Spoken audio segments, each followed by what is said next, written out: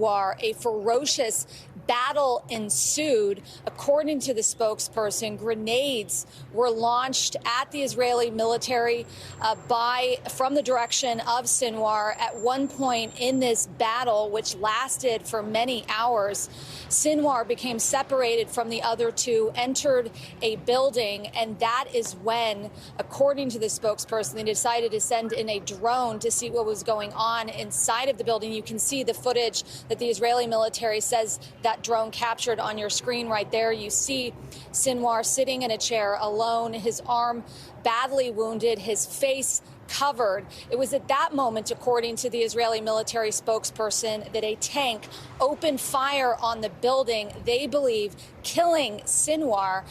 But at that point, according to the spokesperson, it was nightfall, and the military left and came back the next morning, was surveying the area, and that's when they discovered the body, and they saw that the body looked to match the description of Sinwar. They took his DNA and dentistry, and then made the confirmation by Thursday afternoon. Jose. Erin McLaughlin, thank you so very much. Appreciate it. And joining us now is IDF International spokesperson, Major Daron Spielman. Major, thank you for being with us. This wasn't apparently a targeted operation against Sinwar specifically. How surprised were you when you got word that you had gotten him? So thank you for having me, Jose. Erin's details, I think, pretty much match the record. We were on an intelligence-based patrols of the area of southern Gaza known as Rafah. This, by the way, is an area that Israel insisted we had to go into for military reasons, to go after the highest level terrorist leaders. And we were told by many of countries, even our closest allies, we had nothing to achieve in Rafah. And now we can see we were on intelligence patrols. We had information that Sinwar and other high-level intel operatives were in that area, most likely in tunnels. And we tried to flush them out of those tunnels by slowly moving towards them, closing off tunnels, closing off escape routes, hoping that they would try to flee above ground. In fact, we saw 3 terrorists. We assume that that is exactly what they did. They were acting like fugitives. They were in, as you can see, an already abandoned structure that had been shelled. And we carried out just the same military operation we were doing to look for every terrorist. And this time we were lucky. It was Sinwar. We did not have precise intelligence. And we just feel like good luck shined with the people of Israel and on the world. This is a man of evil. He killed people from more than 20 different countries. He killed thousands of Israelis sleeping in their beds. He is our Osama bin Laden. And today is a day that gives hope to the people of Israel that evil will eventually see justice.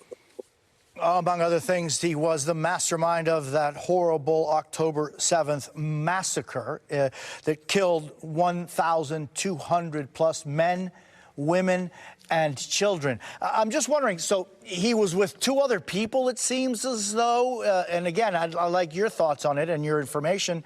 He was traveling with 2 other people, that's it? Whatever happened to those 2 other people? Who were those 2 other people? And was there any find of any other Hamas forces around that area?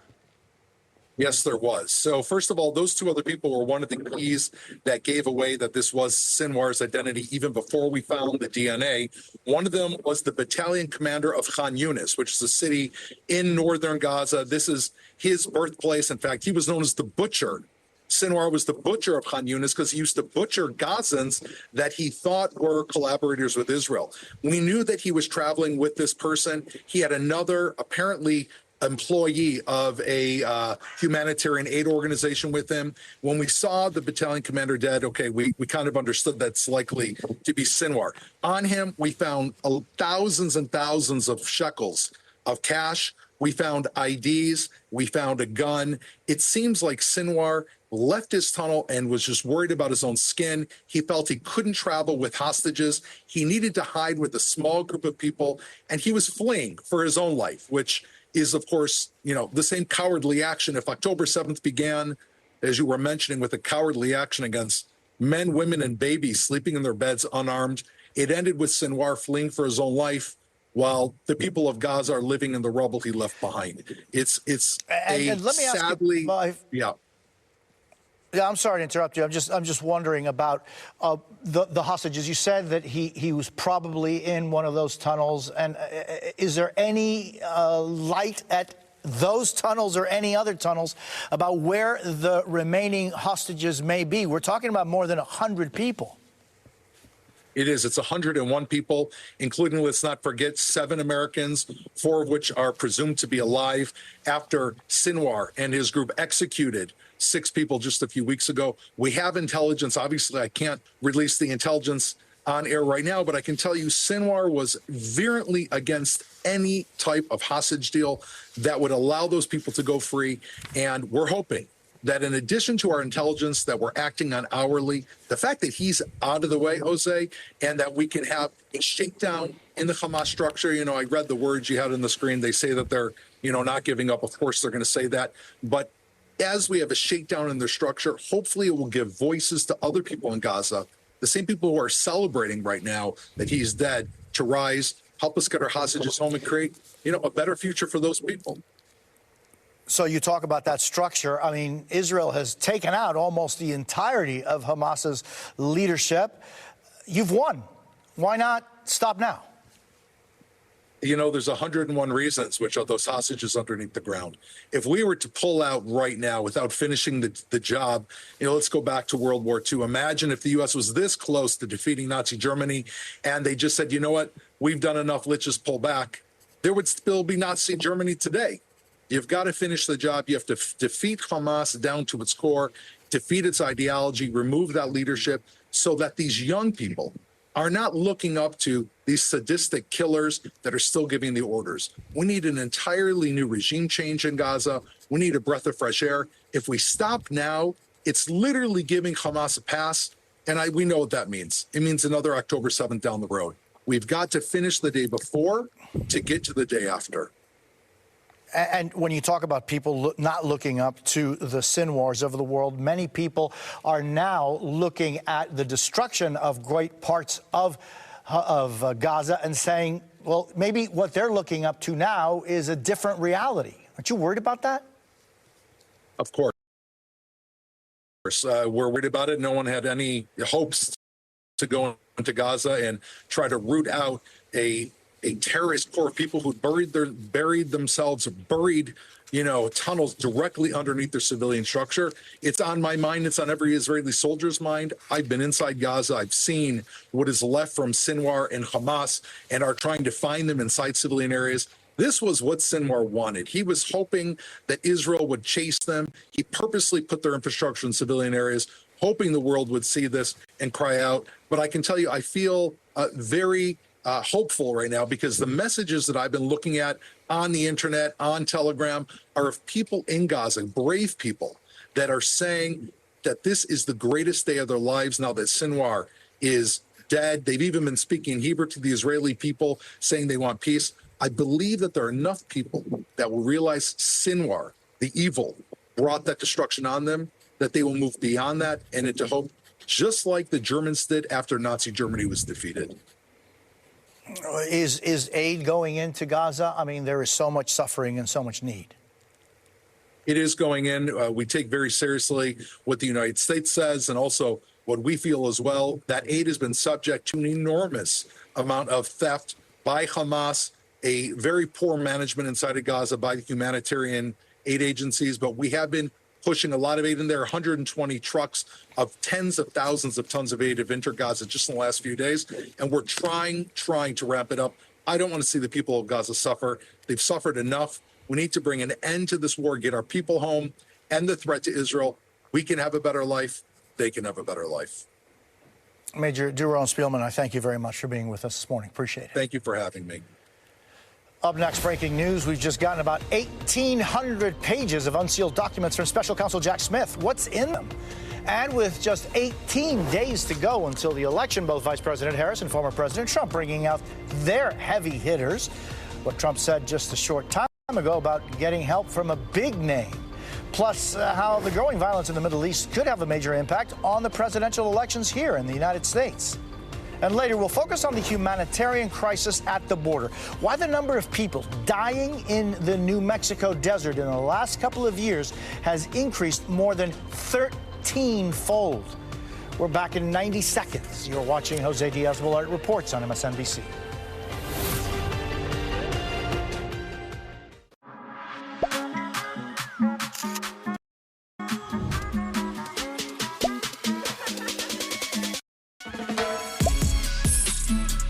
No tracking needed for 200+ certifiably nutritious 0-point foods. Join Weight Watchers today.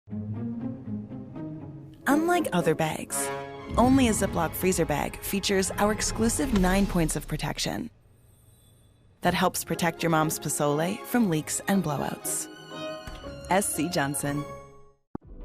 Fall has arrived at your local Moore Furniture, and we're celebrating the biggest sale of the year with unbelievable discounts on our newest fall arrivals. Right now, you'll get our very best offer when you pay no money down, pay absolutely no interest, and take a full 48 months to pay.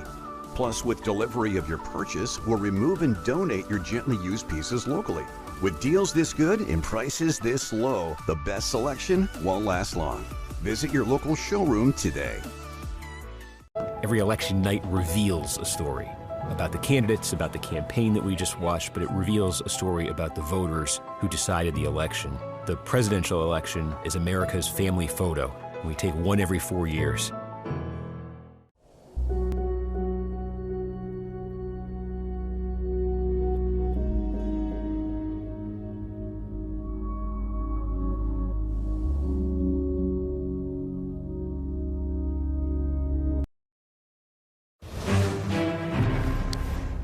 13 past the hour, we have breaking news. Judge Tanya Chutkan just unsealed court records and exhibits in the 2020 election interference case against Donald Trump. Let's get right to MSNBC legal correspondent Lisa Rubin. Lisa, good morning. I know you and the team will be reading through these nearly 2,000 pages. What are you looking for? Jose, the immunity brief that we've already seen from the special counsel's office has numerous references to what we expect to have been interview testimony or grand jury testimony from folks who were involved in this. What we're really looking to see now is whether we'll see any of that raw material in these appendices. We understand from talking with folks that anything that was labeled sensitive in the course of production to former President Trump and his lawyers is likely to be redacted heavily or in full, but that's what we're going to be looking for today. Anything that we've never before seen, something that hasn't before been public, and that fed into the special counsel's understanding of the facts that led to this superseding indictment, Jose. Lisa Rubin, thank you so very much. Much to see there. I appreciate it. We're just now 18 days from the election, and as we get down to the wire, Vice President Harris and former President Trump are taking their pitches to battleground Michigan today, both at one point making stops in the same county. It comes after the vice president spent yesterday in nearby Wisconsin, where she quipped at a group of hecklers at her event in La Crosse.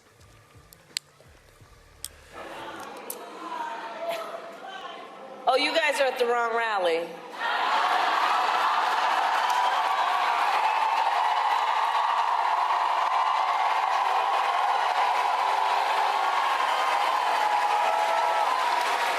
No, I think you meant to go to the smaller one down the street.